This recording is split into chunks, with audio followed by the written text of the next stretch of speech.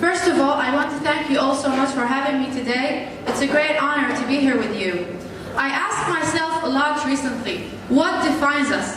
What makes us the people we are today? On my research, I found some quite interesting answers. Dr. Bruce Lipton is an American developmental biologist, best known for promoting the idea that genes and DNA are influenced by a person's thoughts, emotions, and other key environmental factors. His work goes against the established scientific view that says genes control life.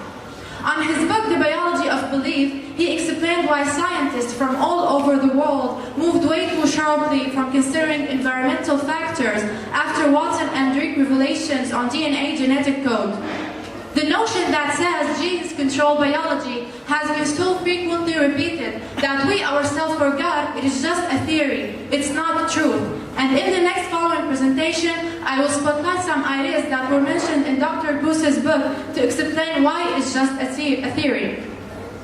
We see nowadays on TV that our health is related directly to our genes. And you got your genes from your parents, and suddenly you find yourself a victim to heredity. If you find out cancer runs in your family, you start to get nervous. Oh my God, I got this gene. Oh my God, I'm gonna end up dead. The problem is, it extends to another level. If you can't do anything about your genes because that's what you received from your parents, you will become irresponsible. And if someone came to you and asked you, why are you so mean? Your answer will be, it's genetic, duh. You see why? And this belief about genes is totally disempowering all of us because it says you are less powerful than your genes, and it is a big mistake. Genes do not control all your life aspects. It just gives you your height and your eye color, not things like anxiety, obesity, shyness, happiness, homosexuality. If that was true, it means that your life has already established, and the rest for you is just to discover what your parents gave you. Now let's get more specific. DNA is made of two long twisted strands that contain complementary genetic information. A gene is a segment of the DNA that passes through from parents to children. The DNA are found in a structure in the cell called the nucleus. The nucleus, science says, the nucleus is the brain of the cell. It's the command center of the cell. If I did a little experiment here, if I remove the nucleus out of the cell, if I move the brain, by definition, what do you guys think will happen? The cell will die, but reality is the cell will live at least for 2 months, sitting there doing the exact same job without any genes in it, which lead us to genes do not control biology, and we have to look for other alternatives. Where is the brain of the cell?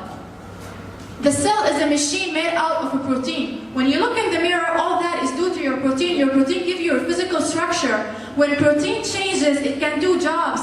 Your life is the movement of proteins due to specific environmental signals.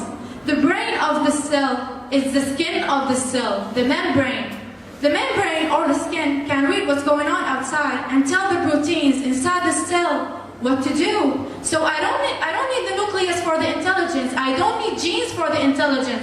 I only need the nucleus like a database. The nucleus is only responsible for the genes that can actually make the protein I need to continue my life. Your life is how you respond to your environment. The behavior is the interaction between the cell membrane and the environment. Actually, if I cut out the environment, the cell will have no behavior. The cell will just sit there doing nothing. Your behavior is not due to your genes. Your behavior is due to how you see the signals and how you react to your environment. Sorry. That's why. Perception. Perception may be right and may be wrong. Perception is what controls biology. Perception is what controls your genes. It's what selects the genes you are going to express. I might say I live in a very toxic environment, but I might actually be in a very supportive environment. It's belief what changes my genes. Our beliefs select our genes, and our beliefs select our behaviors. That's why you have to think beyond your genes, and you have to change your beliefs.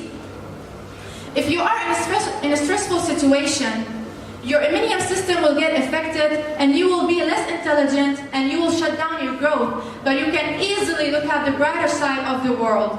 It would be so much easier if you are a hopeful person, because stress really affects you. How I see things really matters.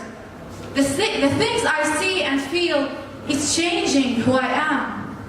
Dr. Bruce used to end his lecture by a sentence, and I would like to quote, "We are personally responsible for everything in our lives."